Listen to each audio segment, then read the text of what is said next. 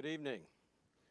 I'm Chris Brown, the Deputy Director here at the Smithsonian's National Air and Space Museum, and it is my pleasure to welcome you to the 2018 Charles A. Lindbergh Memorial Lecture. The Lindbergh Lecture is an annual tradition here at the museum.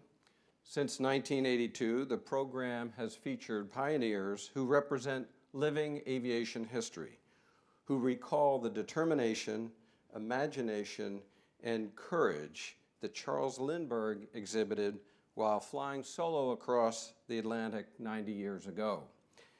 This evening's program is made possible by the generous support of Pratt & Whitney. Representing them here tonight is Lieutenant General Michael Muller, Vice President of Business Development. General Muller, will you stand and allow us to recognize you?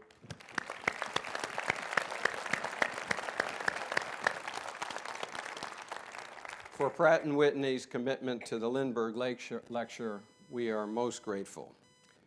Each year, we go through an extensive process to identify a distinguished member of the aviation community to share his or her vision, memories, and insights.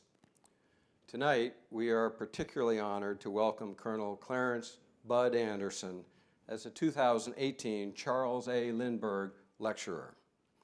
Having distinguished himself as an aviator just 15 years after Lindbergh's historic flight from New York to Paris, he stands as a living reminder of the extraordinary progress achieved in flight over the decades.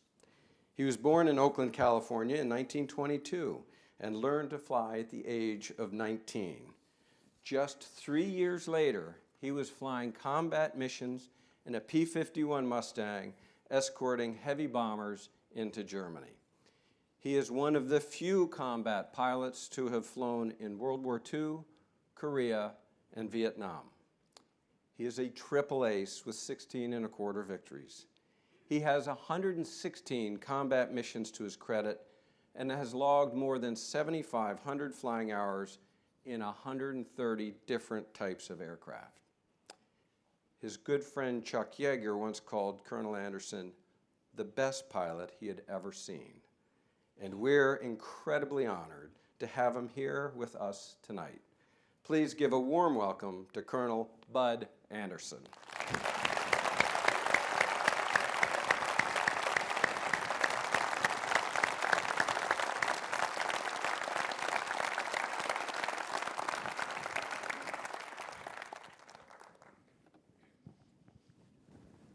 Well, thank you, Chris, and thank you all for coming.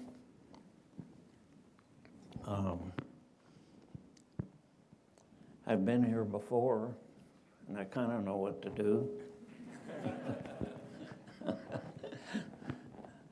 But I'm getting to that age, you know, where, I don't know, I'm just kind of glad to be anywhere. What you're looking at right now is a young Bud Anderson, and that's what we were in World War II. The guys, the pilots, were all young. I got in under peacetime rules of 20 years old, but later on they let 18, 19-year-old pilots in World War II. Think about that a little bit. What I'd like to do tonight is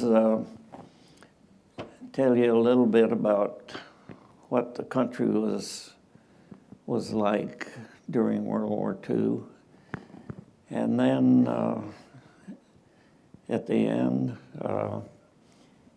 give you an appreciation for what it was like to be in an aerial dogfight over Germany, 1 versus 1, kill or be killed. And I've got a little video for that I think is pretty good. So first of all, then I would like to tell you how Bud Anderson got involved in World War II. And some of my stories.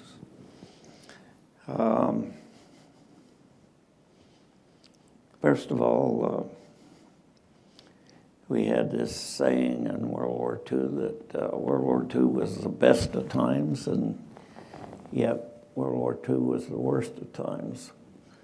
And what could have been good about a world war at all? Well, one thing it did for this country at that time was to pull us together. And also it helped us get out of the bad depression. The war put everybody to work. You either were in the service if you were young, or you were in the defense industry. And it's where the women got into the workforce, and they haven't looked back since. Patriotism was an absolute maximum capability, and maximum, just the maximum. We saw a little bit of what it was like in Desert Storm 1 and 2 and 9/11, but it doesn't come close to what it was like in our country at that then. So what is the worst thing about World War II, in my opinion? It's the tragic loss of human life. Our historians can't even agree within 1 million people of how many died as a result of World War II. You read your history books and they'll tell you 40 to 50 million people died because of World War II. One book says 70 million people died as a direct result of World War II. That's a terrible amount. It's just so many I can't comprehend it. So to get it down to something I can remember is my original squadron of 28 pilots that went overseas together. Exactly 50% of them were either killed or prisoners of war. That's high casualties. So, and the other thing about World War II was that really brought the country together once Japan attacked us at Pearl Harbor. It was incredible. Before the war started, we had Democrats and Republicans in those days too, and we had the isolationists that said, hey, we got an ocean over here, got an ocean over here, let them have their war and leave us alone. But most people realize that, hey, this is a war that's going to have to be fought one sooner or later, and maybe better sooner to get it over with. So, so then we spoke, our government spoke with one voice on foreign policy. Can you imagine that happening today? or a couple of years ago at least. Maybe we'll make it again. So, how did Bud Anderson get in there? Always wanted to fly. But, you know, being on a farm and the Depression and everything, there's no way I could do that. So I looked up the requirements to join the service, and I found out I had to be 20 years old, physically fit, and unmarried. And so as soon as I got to through with high school, I found a junior college in Sacramento. I lived on a farm near Newcastle. Newcastle was my point of just our mailbox. It was my official address. And so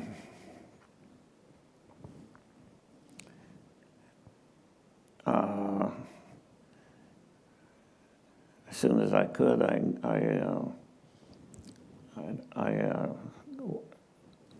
went to the Sacramento Junior College, and I took a technical course that would have made me that qualified me to be an aircraft mechanic. And so that was my plan B. If I couldn't fly, at least maybe I'd work on airplanes. I just had a love for them. It was a passion. And so something really good happened to me on my second year, my last year. I got in onto a government program of civilian pilot training. And for the price of $9.50, I think it was, for an insurance policy for my parents, I got a private pilot's license at age of 19 in the spring of 1941. And we flew the Piper Cub. And I don't have a picture of one, but I think most of you know what a Piper Cub looks like. And being a youngster, I thought flying, was speed. And most of you know a Piper Cub doesn't fly very fast. And I can remember just looking down and seeing cars passing me. But it was flying, it was fun, and I got my pilot license right on the money. And I think it did help me quite a bit when I was able to finally join up. So in the summer of 1941, after we finished the technical course,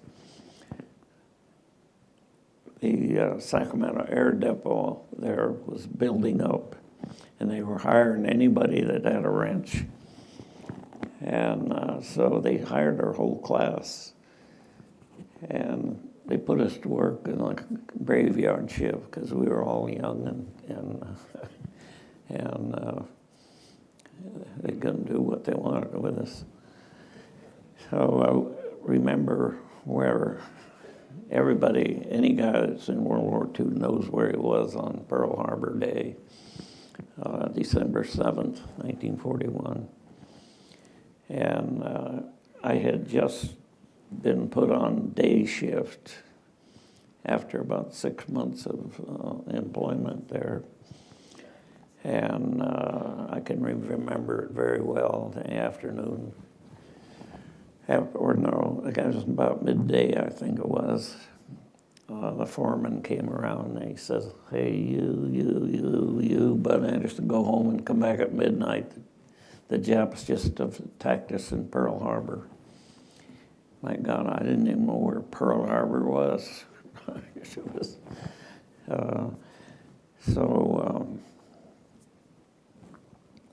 I was still 19, so the following month I turned 20, and I went right to the recruiting station there on the field, and raised my right hand, and a few days I was gone. And now I thought, oh boy, I've joined the service, and now I'm going to see the world, and surely I'll go to Texas or Florida for my training. Where do you think I went? I went to San Diego, California. And it wasn't even a military organization. It was the Ryan School of Aeronautics. And that's what we were doing. The Army Air Corps was, we didn't have an Air Force then, was trying to go from a few thousand pilots to 225 as fast as possible. And don't let safety get in the way of progress. and boy, their statistics show that pretty sad. We actually lost more pilots in training than we did in combat. So I flew the Ryan BT22. There's still a few of those flying around, and I got a good picture of one here. Open cockpit, no radio, very simple airplane. Not very hard to fly, I didn't think. And I think getting my pilot's experience did help me a lot to jump right into the military training. We flew there for about 3 months, and then I had this chance to travel again. And I moved closer to home in Bakersfield, California. And there we flew the Consolidated BT13. And still pretty simple airplane, but at least now they had a canopy and a radio. Still had a fixed gear, and but it had a rear seat. You could practice instruments underneath the hood. This is a simple trainer. 3 months there, and then finally I got out of the state at least. I went to Phoenix, Arizona, and at Luke Field, which is still active base today, and flew the North American AT-6. This was the first real airplane. Lots of horsepower, retractable gear, flaps, and the rest of it about the same as the BT.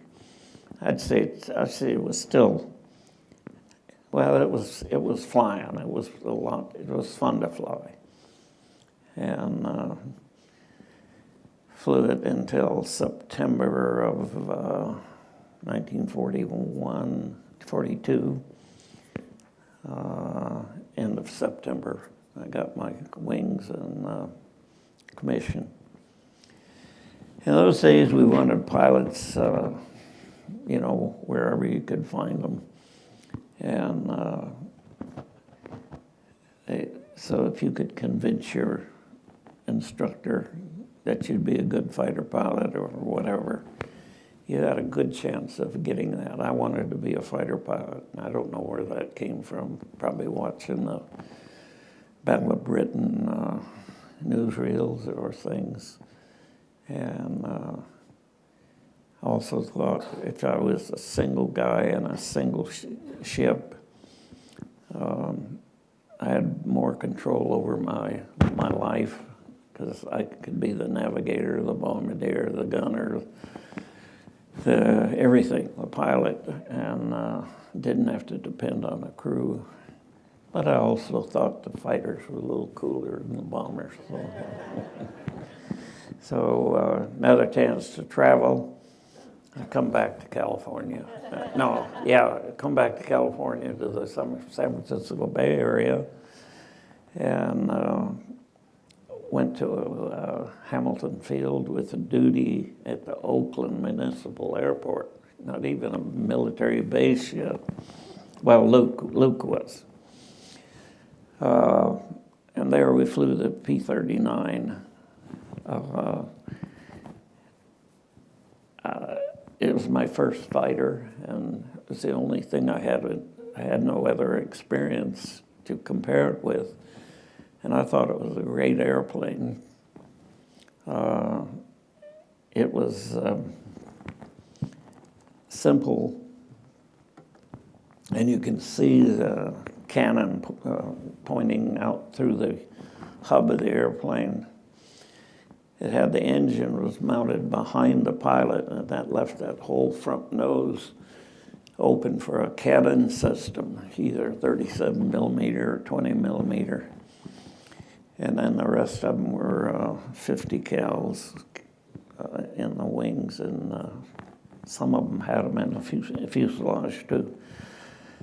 It had the automobile type door on the thing. It actually had a little, you could crank the window up and down just like a car, taxi out to take off, you know. It was pretty tight quarters, but I loved it. Some people said it would tumble glass over tea kettle. I never tumbled one. I saw other airplanes fall out of a rat race. Probably the pilot thought he tumbled at least. We asked the Bell test pilots about that, and they said, no, it wouldn't tumble. We tried everything we could make it to tumble. However, they added this little caveat. They said, it did have some pretty peculiar post-stall gyrations, so I think maybe it's just in the wording. We flew that, I went to a fighter pilot replacement pilot training group, and you went there and learned how to be a fighter pilot in about 3 months, then get checked out in the airplane. And then you went somewhere in the world and fought. So when my 3 months was up, another great thing happened to me. They said, hey, you, Bud Anderson, you're not going anywhere. You're going to go to Tonopah, Nevada, and join a brand new fighter group being activated for World War II. We'll be the first members in this brand new fighter group. And I didn't realize the importance of that. But the biggest thing was it's going to give me another training cycle, more flying time. And the more time we had doing that kind of actually training just was very valuable. And it also put you on the ground floor for promotions and things like that. I'm going to be at least a flight leader. So it was a great break for me. So we traveled around quite a bit, back and forth. Santa Rosa, we went to Oroville, California. That's about 15 minutes from home by P-39. And we did that a few times. Then we went to Casper, Wyoming, and did our final tests as a group. And then they said, hey, we're off to war. We wondered where we'd go with flying P-39s, whereas they have them in Africa, North Africa, and the South Pacific. And somewhere in there, from between that time we left Casper and got overseas, we learned we're going to get the brand new P-51 Bravo. And we had not even seen one, let alone fly one. And we were going to get the airplanes in the theater, and we're going to check ourselves out in them. I can make that really bad, sound bad, but once we flew that airplane, we were so happy we didn't care whether we had a handbook or not. It was so much better than the P-39. We loved it. That's an example. That's my airplane right before D-Day. You can see the large external tanks there. And it's 108 gallons on each outside the airplane. Made the tanks were made out of paper and resin. And they were actually pretty good. If you didn't fly too fast, they would shatter on you. But you used that first and got rid of it, and then you still had 90 in one wing, 90 in the other wing, and 85 gallons behind you. The 85 gallons behind you made the airplane unstable.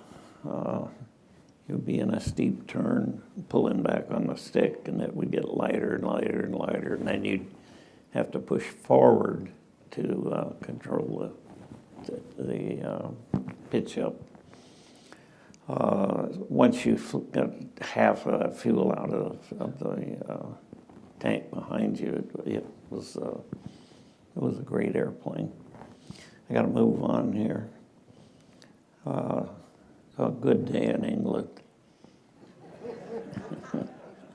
Weather was a real factor in everything we did over there, almost daily. I got home every time except once, and I'm going to skip that for right now. P-51s, pretty pictures. Everybody's always seen the persistent contrails left by airplanes at high altitude. And I think, we flew in extremely large formations, 1,000 bombers and 800-900 fighters to match. Sometimes we made our own overcast. Look at that right there. And I think it had to be pretty intimidating to be on the ground and look up, in Germany and see that. And I gave this talk to at Castle Air Museum in Central California. And after it was over, a little gray-haired lady came up, and she had a thick German accent, and she says to me, we weren't worried about those white things up there. We were worried about that stuff that we were shooting up at you. It had to come back down on us. I never thought of that. What goes up, what comes down. This is my crew chief story. Here's my crew, Otto Heino there on the left, and Leon Zimmerman, my armor. And this was obviously staged as probably my 9th kill there. One thing about it, Otto was one of these perfectionists. I picked him up in Tonopah, Nevada, as my crew chief, and we were flying these old beat-up P-39s with, on a gun sight, you have a combining glass, and it sits right behind the armor glass, it's like armor glass, and you can't even get your finger in there, and it would get dusty in a hurry. And he came to me and he says, "What can I do to make this airplane better for me?" And I said, "Well, you could clean that gun sight glass. It's right in front of you." And it was a mess. And so I forgot about it and went back. Next day I flew, and I came out the airplane, and it's crystal clear. I said, "How'd you do that?" And he said, "Oh, I found a feather, and I worked it around in there and got it all clean." And he became world famous potter afterwards, you know, an artist. And that's what he did, is, you know, work with his hands. He loved to do that, and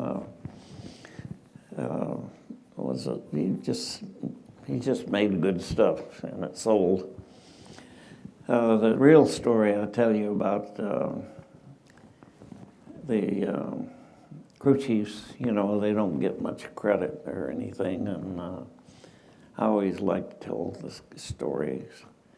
And the real one was happened when, after the invasion. I was came back on my second tour from the States, and I started flying in September. Well, November we got the first big snow in Germany, and it was all over, just, I mean, thick. And so I know I'm going to finish my tour in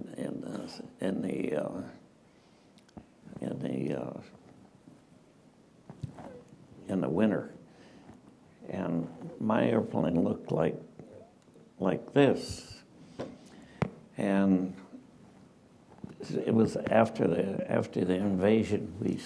We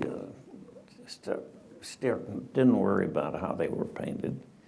We had them silver, we had them half and half, we had them in dark camo. And so I came back from this mission one day. On the mission, I had 4 airplanes, and I was watching the clouds below. And here's another flight of 4. 2 of them are camouflage, you know, this dark green, and 2 of them are silver. Well, which one stood out? So I got back from the mission, and the crew chief and armor were there, and I said, hey, I had a good mission, get it ready for tomorrow. And oh, by the way, you know, when you have a chance, when it's laid up for heavy maintenance, down for a few days, would you please depaint the airplane and put it in a silver paint scheme? I think this would have taken 2 or 3 days, perhaps. And went into operations, and I think I'll fly tomorrow. I was the operations officer, and I could do what I want on that.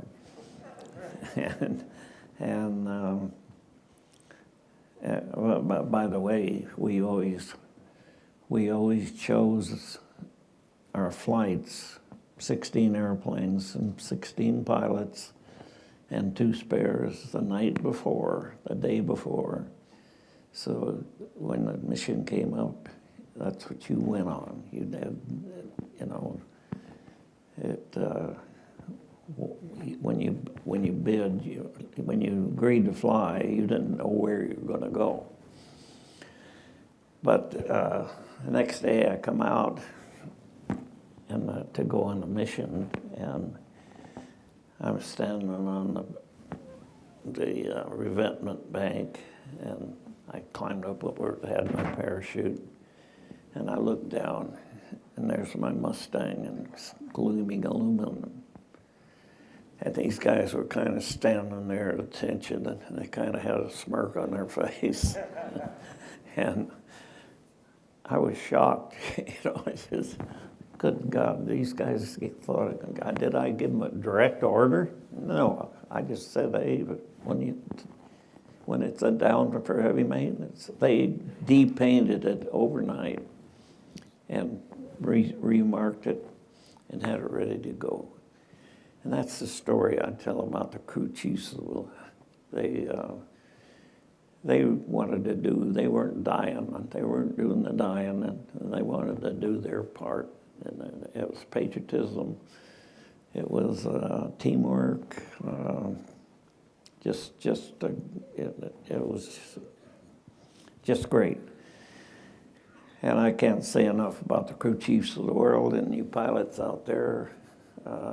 Pat your crew chiefs on the top of their head sometime and tell them what you like about them. How many pilots we have out here? Yeah, okay, you guys know what I mean. So, moving on. These are the 4 top guns of the 357th Fighter Group. Peterson, this would be, yeah, right, I'm crisscrossed here, right to left, I guess. Peterson, Carson, he'd be the top gun. John England, the guy that's England Air Force Base in Louisiana, that's the guy it was named after. And a young Bud Anderson. We all had between 15 and 18 victories. Our group was noted for, we created 42 aces in our short time, 14 months of combat, more than any group, at least in the European theater. We shot down, I don't know, something like 600 enemy airplanes in aerial combat. Probably, we did that in 14 months, faster than, our kill rate was faster than any group over there. But we weren't at the top. We were number 3 in the theater, and the other 2 groups had been over there forever. So what I have next is we're going to talk a little bit about flying, the procedures we had, and then I'm going to do this.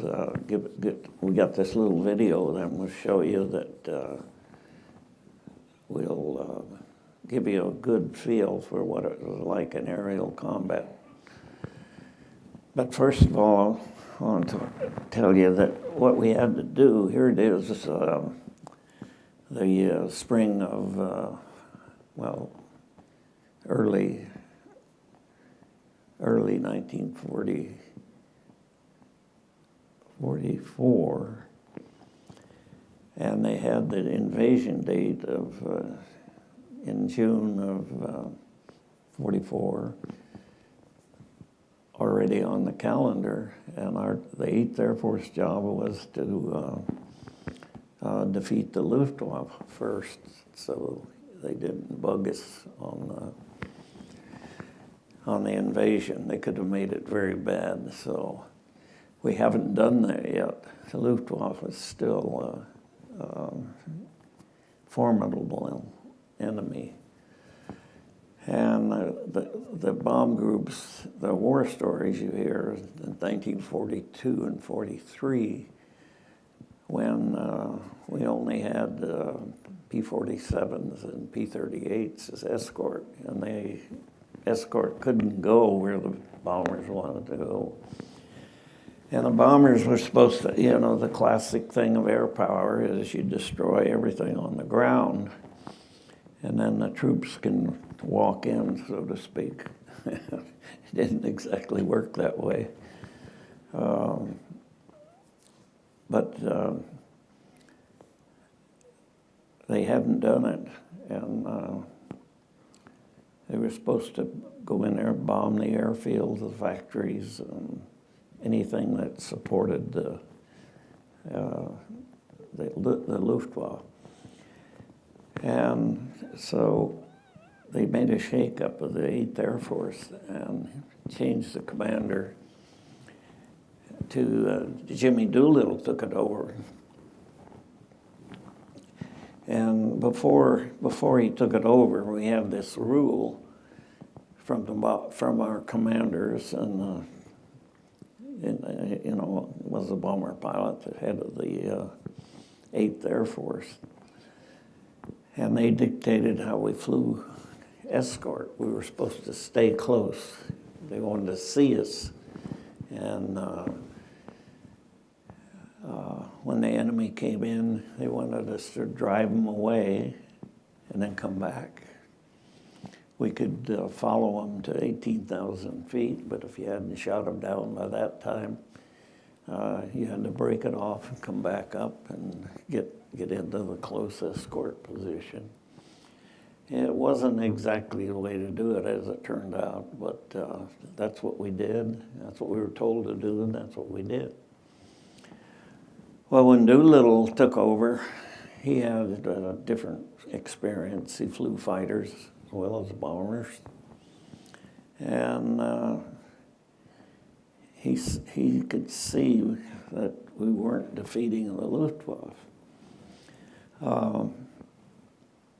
So actually I read his book, and it said he came down to the 8th Fighter Command headquarters for a visit. And he walks through this door, and it has a sign over it. The mission of the 8th Fighter Command is to bring the bombers home safely, something like that. He said, "Who put that up there?" And General Keppler, he says, "I don't know. I was here when I got here." So he says, "Well, take it down. The mission of the 8th Fighter Command is to destroy the Luftwaffe." And he says, "From now on, when you fighter pilots engage the enemy, I want you to follow them to the ground and kill them." And he took a 18,000-foot rule off, and you can't imagine eager young pilots that just wanted to get in there and mix it up. Were so happy. It was kind of incredible. And it's when the victory started to soar. And the pursue and destroy thing was working. It was, but what happened was we killed their experienced pilots rather than destroying all their airplanes and things like that. We killed them, and that's how we defeated the Luftwaffe. It was still air power, but certainly a different way than the classic guys thought it would work. So now I'm going to show you this video from the dogfight series. Oh, I could tell you a little bit about that.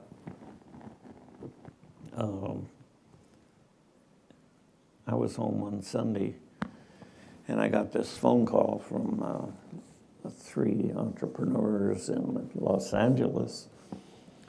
And they said that he had this new idea of a writer and a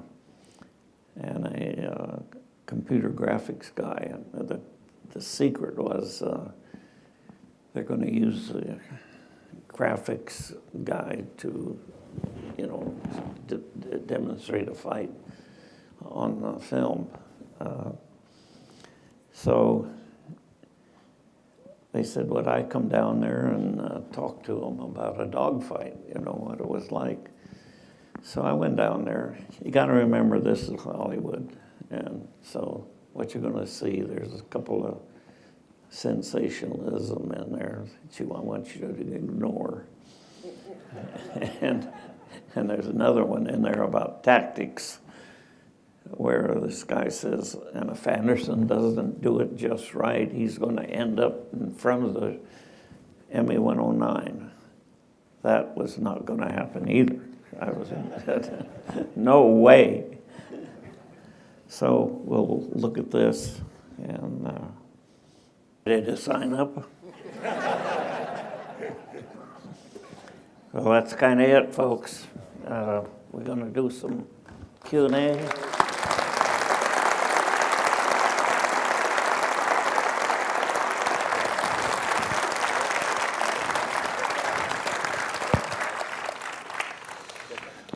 So it would be a shame to adjourn on time and not have a chance for a few questions. So I think if we go over a few minutes, I hope you'll understand and indulge us. And I think This gentleman here has his hand up.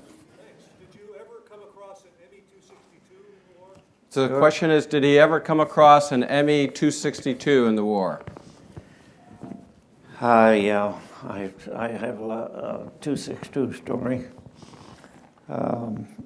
We started seeing them in, I think it was late or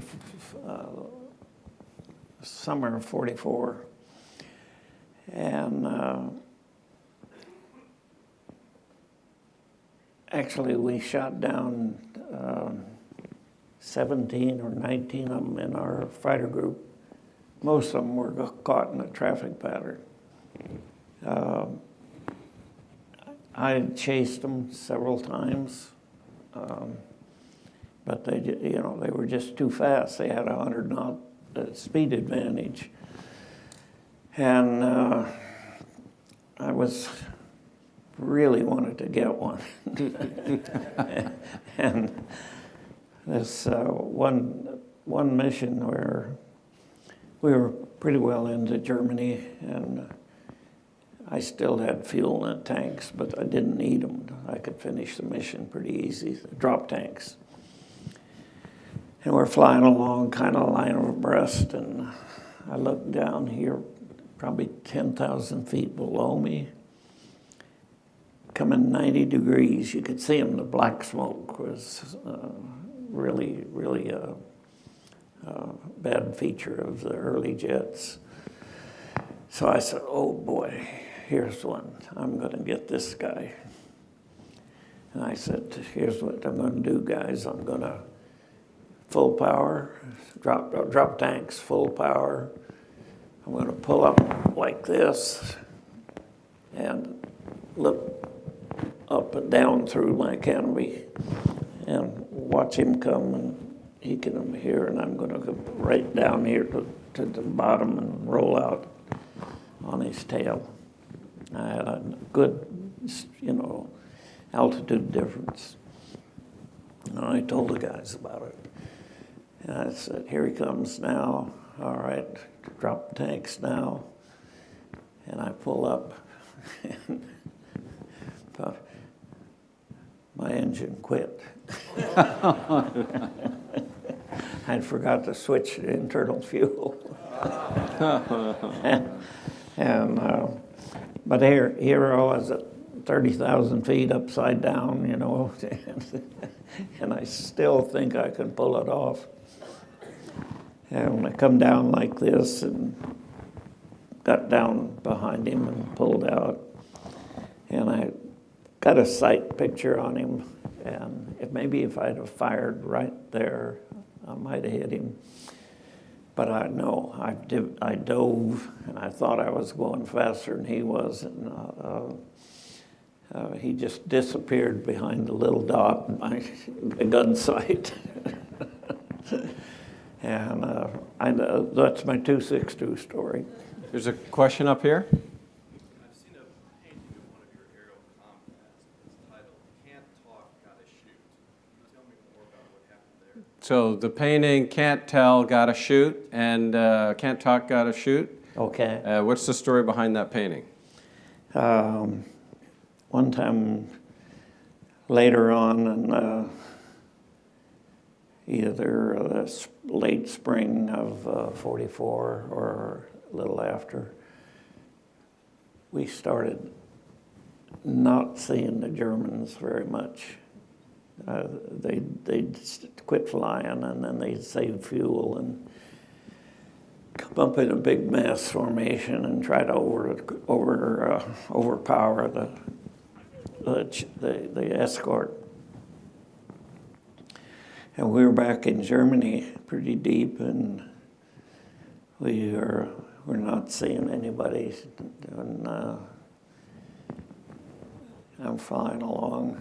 I can't believe my eyes. I look down, and here's 3 Me-109s flying in a very tight V, air show formation, not combat.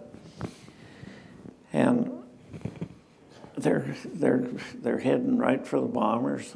10,000 feet below.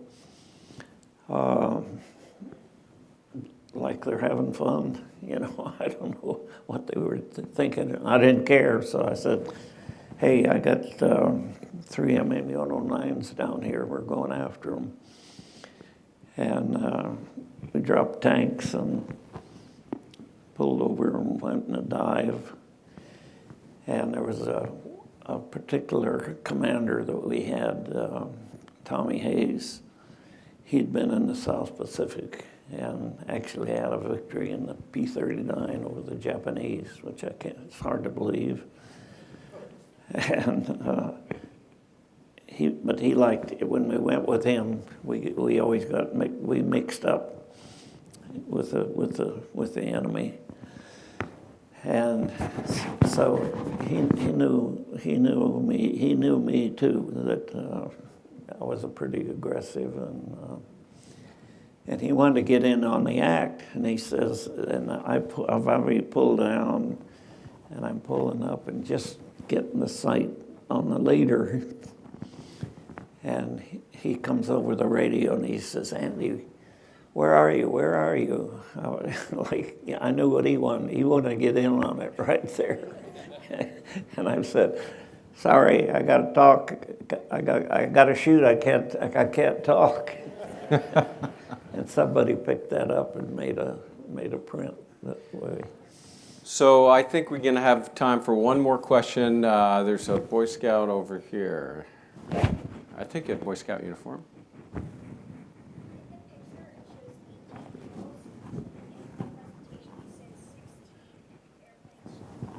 So the question is that the picture depicts 18, and I said that he shot down 16 and a quarter. So is there a discrepancy? We were pretty fast about putting the flag up on it.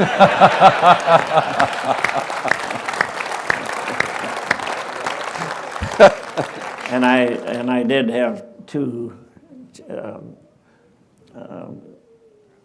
victories changed to probable kills. So that answers your question. Keeping us honest. Thank you. I think you agree that we could go on well into the evening with more Q&A, but I do want to mention that Colonel Anderson has agreed to book signing after the event down at the Visitor Center. So if that's of interest, by all means join Bud for that opportunity. We agree this is a very special occasion. And before we adjourn to that, I want to acknowledge General Anderson with an award in 2007 in recognition of the 80th anniversary of Charles Lindbergh's historic flight. Sculptor Don Wiegand created 2 works of art, one of Charles Lindbergh and the other of the Spirit of St. Louis. Both were accessioned into the National Collection. Based on his sculptures, Mr. Wiegand created a special commemorative medal. And since 2007, we have ended this program with a presentation of that medal.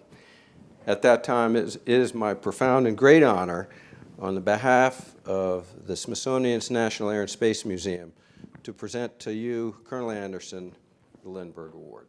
Oh, wow.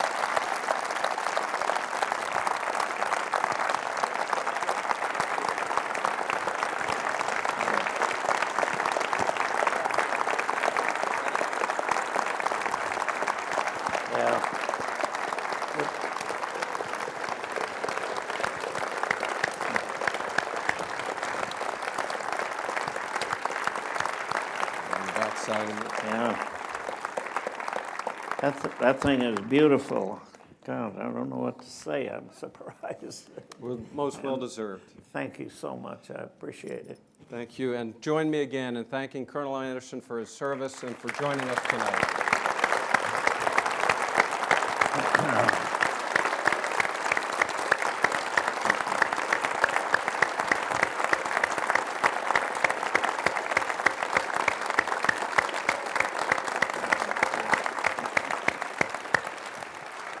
And as Bud makes his way to the Visitor Center, the best way out is up, exit to the rear and up those stairs. Thank you all, and I hope you'll join us again for another occasion here at the Air and Space Museum.